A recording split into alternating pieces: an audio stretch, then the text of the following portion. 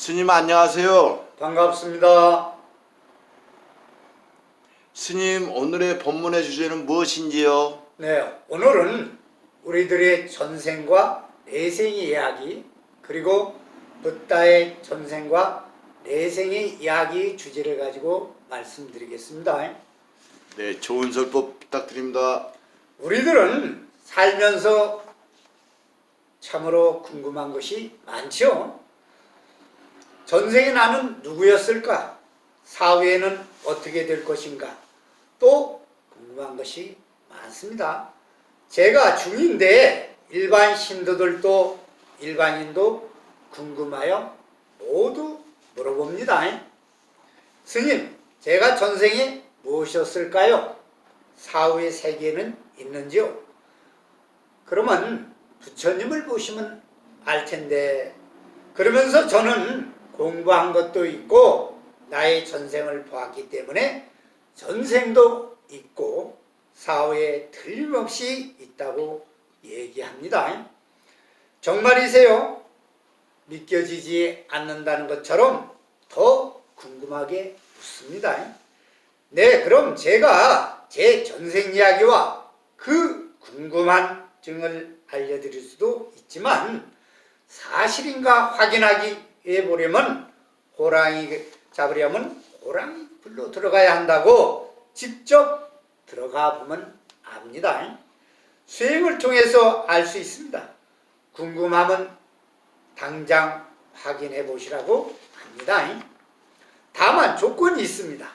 수행 중 시박을 지으면 안 됩니다. 그리고 지킬 것은 고기, 생선, 술, 노름, 게임, 남녀관계 등 계율을 지켜야 합니다. 깨끗한 마음으로 삼매에 들어가면 언젠가는 틀림없이 너와 나의 전생을 볼 수가 있습니다. 제 경험으로는 인시가 좋습니다. 새벽 3시 기도입니다. 그렇지 않으면 또는 자시 11시 기도도 좋습니다. 이렇게 못한다면 쉬운 방법으로 알아볼 수가 있습니다. 간접적 방법으로, 그것도 원효 대사님의 말씀입니다. 우리는 어려운 방법보다는 쉬운 방법을 택하지 않습니까? 참조하십시오. 이것이 역시 틀림없습니다. 틀림없는 말입니다. 욕지 전생사, 전생을 알고 싶으세요? 궁금하시다면은 금생수자시, 금생 받는 것이 전생을 알라 했습니다. 현재 너 모습이 전생이라고 했습니다. 욕지 미래생, 미래와 내세를 알고 싶다면은 현재 너의 모습을 보라고 했습니다. 그럼 우린 사후 또한 궁금하죠. 금생 작자시, 금생에 짓는 일을 돌이켜 봐라고 했습니다. 행위는 그대로 따라가고 가지고 가기 때문입니다. 그것이 너의 미래의 모습이라고 했습니다.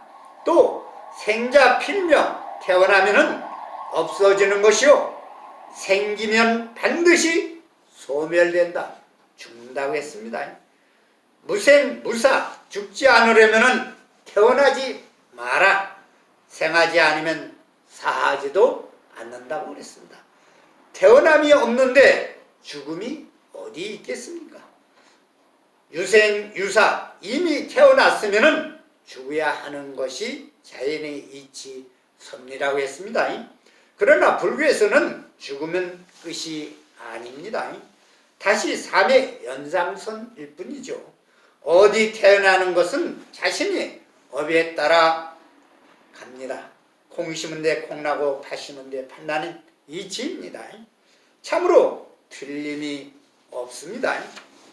저를 봐도 알 수가 있습니다. 저는 지금도 중이지만 전생을 보니 중이었습니다. 그런데 공부는 하지 않는 중, 땡중. 그래서 전생을 본 후 열심히 공부를 했습니다. 지금도 공부하고 있습니다. 전문 불교 대학원에서 공부를 하고 있죠. 저는 중생활이 참으로 좋고 즐겁습니다. 이 생활이 맞습니다.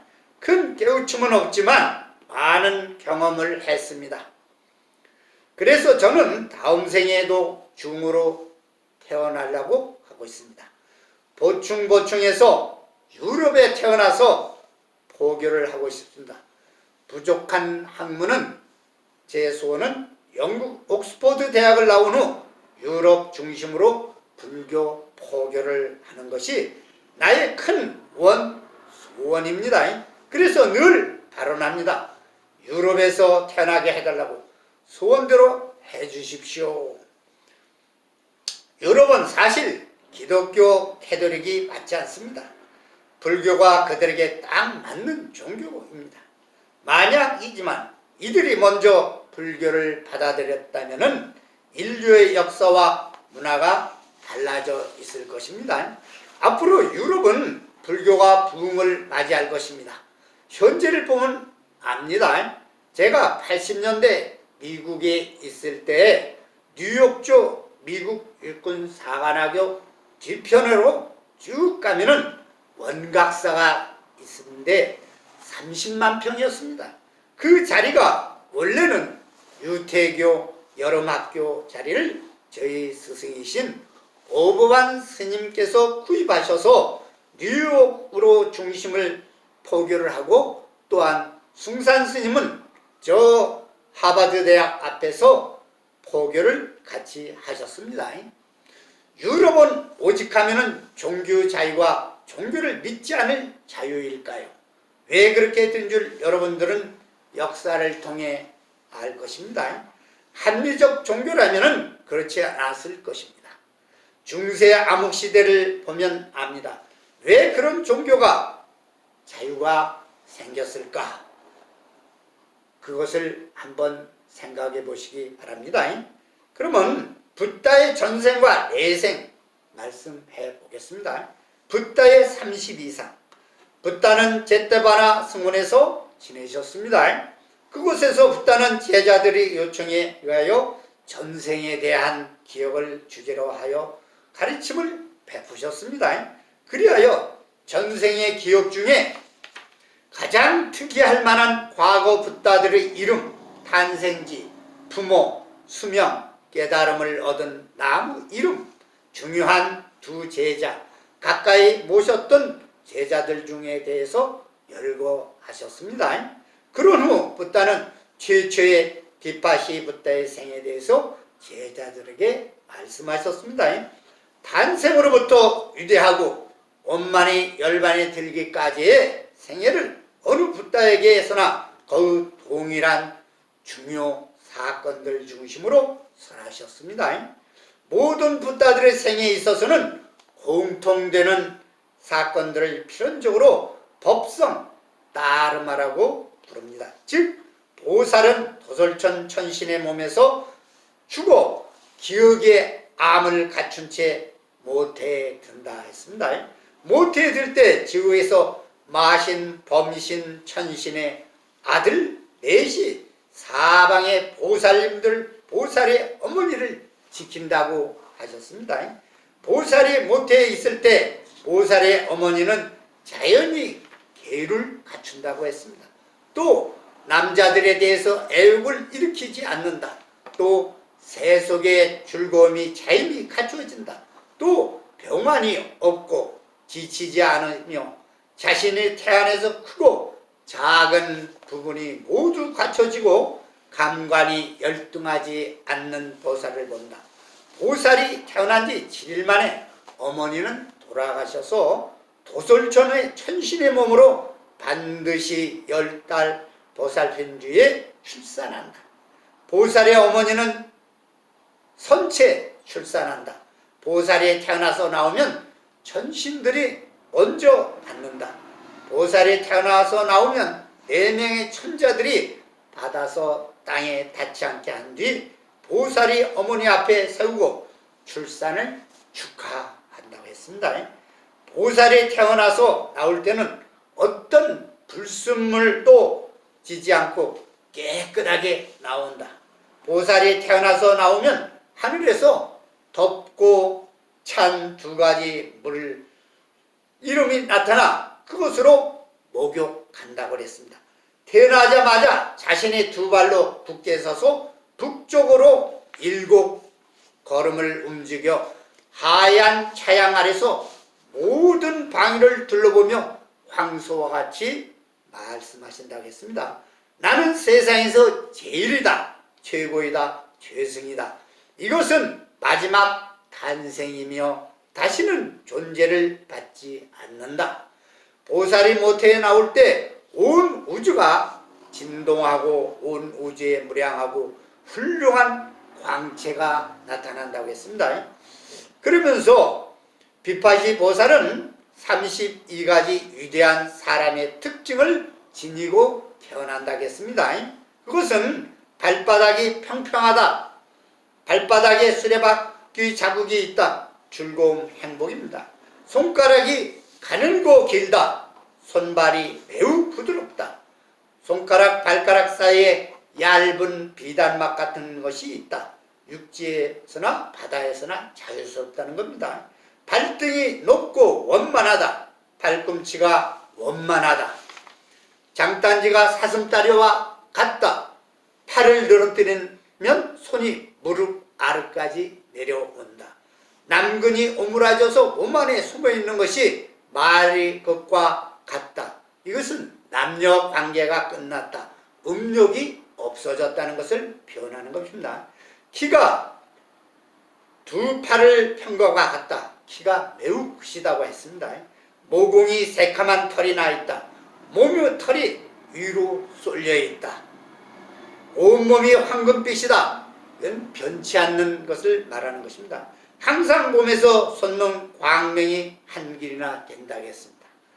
살이 부드럽고 매끄럽다, 발바닥, 손바닥, 정수리 모두 판판하고 둥글며 두껍다, 두 겨드랑이가 편편하다, 몸매가 사자 같다, 몸이 크고 단단하다, 양 어깨가 둥글고 두툼하다, 치아가 40개이다, 이가 희고 가지는 하며 빽빽하다, 송곳니가 희고 굽다, 뺨이 사자와 같다, 목구멍에서 향기로운 진액이 나온다, 늘 깨끗하고 정화되어 있다는 것을 말하는 것. 혀가 길고 넓다, 혀가 코까지 닿는다고 그랬어요. 그것은 말씀을 잘하신다는 걸 표현한 거예요. 목소리가 맑고 멀리 들린다, 신통력으로서 마이크 같은 소리가 난다고 했어요. 눈동자가 검푸르다, 호수와 같은 눈, 속눈썹이 소우갓과 같다, 잘생긴 모습을 말합니다. 두 눈썹 사이에 흰 털이 나 있다, 백호 광명으로서 멀리를 이야기 보인다고 했어요. 정수리에 육계가 있다, 이것은 도인의 상징을 말하는 거고, 32가지 특징을 지닌 자는 왕위를 계승하면은 정법으로 천하를 정복 통치하는 전설상의 대왕이 되고, 전륜서왕 출가하면은 최상의 깨달음을 얻는 붓다가 된다고 도사가 예언했습니다.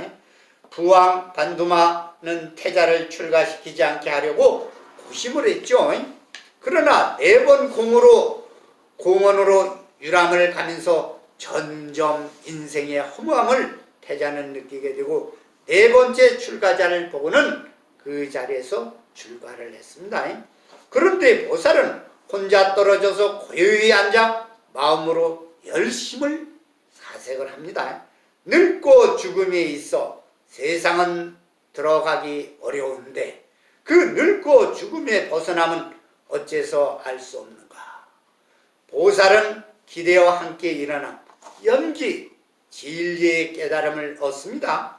바르고 원만히 깨달으신 바파시 붓다는 집착의 즐거움을 중생들을 보고 깨닫기 어려운 것으로 기대와 함께 일어남 모든 결합작용이 고요해짐, 모든 집착의 포기, 가래의 다함, 탐착이 떠나고 멸함, 열반을 지적하십니다. 그리고 간다 등을 깨닫게 합니다. 이런 식으로 시키붓다, 베사부 붓다, 카쿠산 붓다, 코나 카마나 붓다, 붓다 카사파, 붓다 및 고다마 붓다의 생애도 정계됨을 설하십니다. 붓다께서는 오랜 세월 동안 도솔천에 계시다가 인연이 되어 내려오셔서 왕자로 태어나시어 29세에 출가 35세에 깨달음을 얻어 45년간 길에서 중생을 교화 계몽하신 후 80세에 열반에 드시고 열반 후에는 육체는 떠나셨으나 윤회로부터 벗어나 새끼 사선에 계시면서 영원히 우리들을 계몽하시고 계십니다. 이것은 붓다의 전생담 자타카를 참조했습니다. 경청해 주셔서 대단히 고맙습니다. 전영사 주지 이남 금강입니다.